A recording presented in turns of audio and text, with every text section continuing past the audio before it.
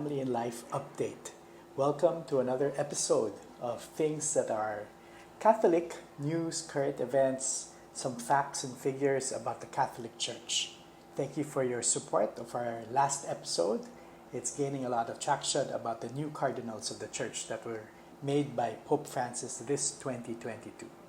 Now, thinking about these cardinals and popes, I got I decided to research on how many popes actually became saints. Because a lot of times people talk about how good or how bad popes have been in the past, and there have been some bad popes. Of course, you can't take that away from the history of the Church. But people tend to magnify these bad popes and tend to gloss over everything else. Now, looking back, there may have been about less than 10 bad popes in the hundreds of popes that we've had in the 2,000-year-old history of the Catholic Church. There are only about less than 10, maybe about 8, who have really stood out to be bad popes. So let's look at the good popes, and especially the saintly ones. Now, to talk about saints, exactly what are saints? All Christians are really called to be saints. So when you talk about saints, they are persons in heaven, whether you are officially canonized or not, who have lived heroically virtuous lives, who have offered their lives for others, or who were martyred for the faith and who are worthy of imitation. So we all want to be saints. Not only popes can be saints, but all of us can be saints. So we want to end up in heaven, and there are different steps on how to become a saint, but we won't really get into that now. Now, there are very interesting people or popes that have become saints from the history.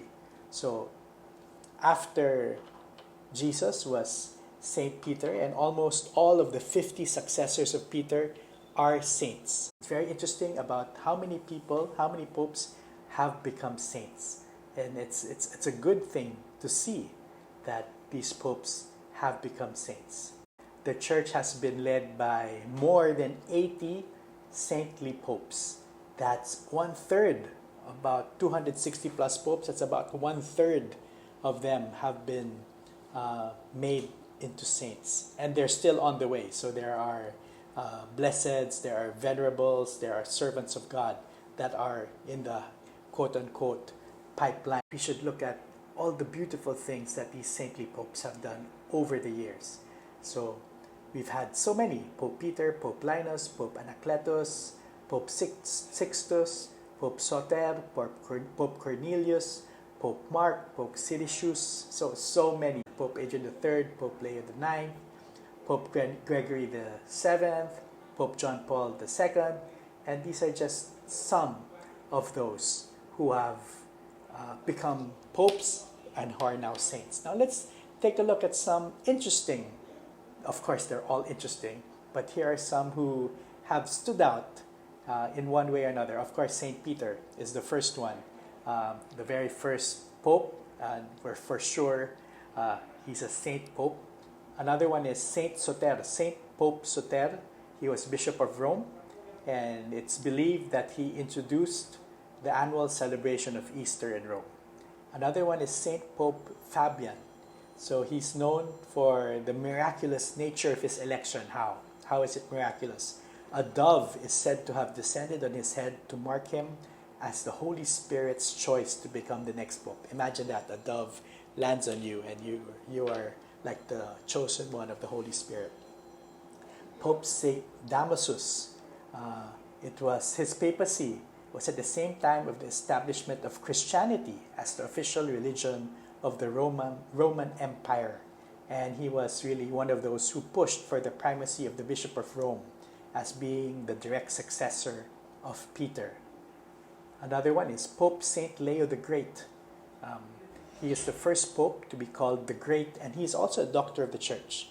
He confirmed the Church's position on the incarnation of Christ, that he is both divine and human. He actually has met Attila the Hun. Okay, another great, Pope Saint Gregory the Great, is another pope that is referred to as the Great. And it's interesting because his mother and 2 aunts, 2 titas, were also canonized. So he's a saint among saints.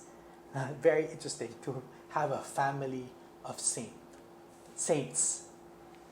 He put great emphasis on simplicity and charity and always donated food and other things to Rome's poor, and he invited poor people to eat with him each day. And the third one, and the last pope to be called great, was Pope St. Nicholas I, the Great. And so there are three of them. So he strengthened papal authority, and he denied anyone had the right to depose a bishop without papal authority. He upheld marriage laws and urged bishops of their duty to really strengthen these marriage laws. Another is Pope St. Gregory VII. He did a lot of reforms in the Catholic Church. He introduced legislation that locked in the observance of celibacy in the priesthood. So I think that's a very good Pope to have had. And he did public penance of walking barefoot in the snow. Imagine how hard that would be. Pope Celestine V is very popular now because he is the Benedictine monk and hermit who resigned from the papacy just a few months after his election because he wanted to return to his humble monastic life. So he's the one who made it possible for popes to resign. So he issued a papal bull for the ability of a pope to resign and establishing rules for abdication. And we have Pope St. Pius X. He promoted piety, greater piety among the faithful, encouraged the frequent reception of the sacraments of penance and the Eucharist, and insisted on proper decorum during the celebration of the Mass. We need to remind people of that, of course, now. Another of my personal favorites is, of course, St. Pope John Paul II, who is also actually, curiously, I talked about the greats, the greats earlier. So people also call him St. John Paul the Great, because he really did such a, well, I guess I'm biased because he was the Pope for most of my life until now. And he really introduced the theology of the body. He introduced so much teachings on the sanctity of marriage, sanctity of life, and he really is such an idol and such an inspiration to all of them.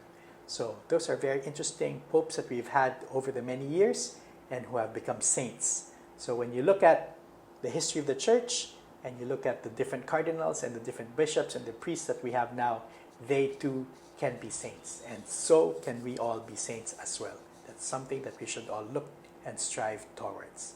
Thank you for joining me again on Family Life Update. God bless you.